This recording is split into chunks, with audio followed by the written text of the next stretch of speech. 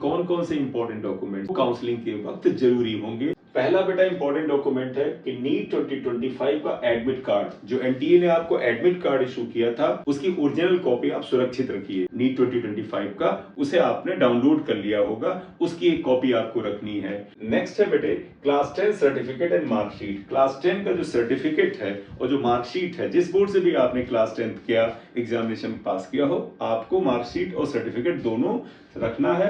इन सभी की original copy और 5-5 या 10-10 फोटो कॉपी भी करवा लीजिएगा। साथ ही साथ क्लास 12 का सर्टिफिकेट और मार्कशीट है वो भी आपको लेनी है, इसकी भी फोटो स्टेट करवा लीजिए। वैलिड फोटो आईडी प्रूफ, आधार कार्ड, पैन कार्ड, पासपोर्ट या ड्राइविंग लाइसेंस। आपने आधार कार्ड के आधार पे रजिस्ट्रेशन किया था तो आपका आइडेंटिटी प्रूफ आधार कार्ड है, आधार कार्ड की फोटो कॉपी निकलवा लीजिए। अगर नहीं था तो आप फिर पैन कार्ड या पासपोर्ट या ड्राइविंग लाइसेंस भी इस्तेमाल कर सकते हैं। इसके बाद नीट एप्लीकेशन फॉर्म में आपने फोटो लगाया था उसकी ही आप 10-12 कॉपी बनवा लीजिए। यहाँ पर 8 कॉपी जरूर लिखा गया क्योंकि आमतौर पर जरूरत इतनी पड़ती है, लेकिन आपको क्योंकि स्टेट काउंसलिंग भी करनी है तो इसकी बहुत जरूरत पड़ती है। तो 20-25 फोटोग्राफ वही वाले जो आपने नीट के एग्जामिनेशन में एडमिट कार्ड पे लगाया था उसकी आप फोटोज बनवा लीजिएगा।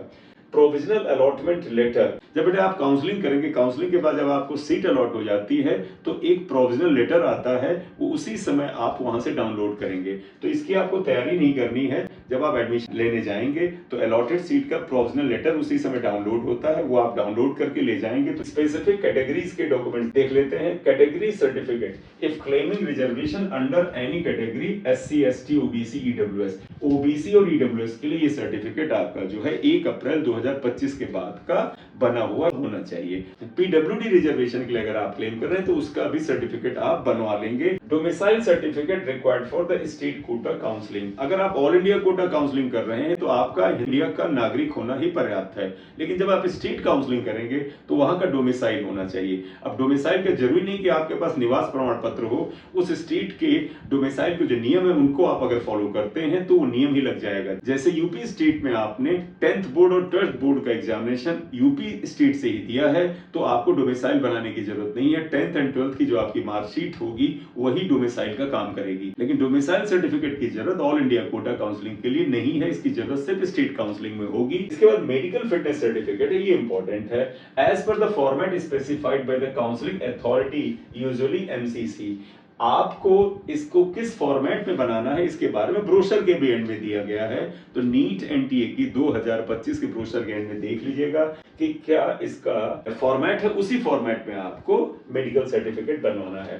ट्रांसफर सर्टिफिकेट यानी टीसी जो है वो आपने जो लास्ट इंस्टीट्यूट या लास्ट स्कूल अटेंड किया था वहां से बनवा लीजिए। इन मीनवाइल अगर आपका गैप हुआ है, अगर मान लीजिए आपने 12th जो है 2022 में किया था तो बीच में जो गैप हुआ है, 23 में किया था जो गैप हुआ है, 2024 में किया था तो गैप हुआ है, तो आपको गैप सर्टिफिकेट बनवाना होगा।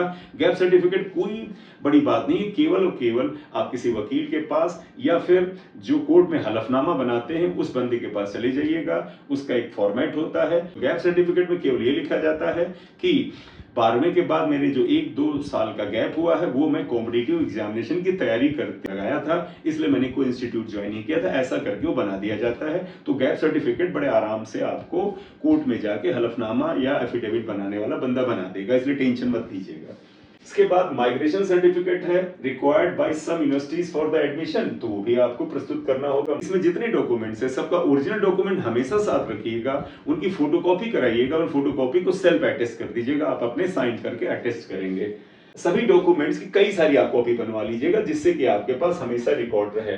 तो आपको बेटे मेन डॉक्यूमेंट जो यहाँ पर चाहिए थे उनकी लिस्ट मैंने आपको बता दी है, आप ये सारे डॉक्यूमेंट्स तैयार कर लीजिए और राउंड 1 की काउंसलिंग जब हो जाएगी, अगर आपको कॉलेज अलॉट हो जाएगा तो आपको ये डॉक्यूमेंट्स ओरिजिनल फॉर्म में एंड फोटोकॉपी के फॉर्म में ले जाकर के अलॉटेड कॉलेज में प्रस्तुत करना होगा।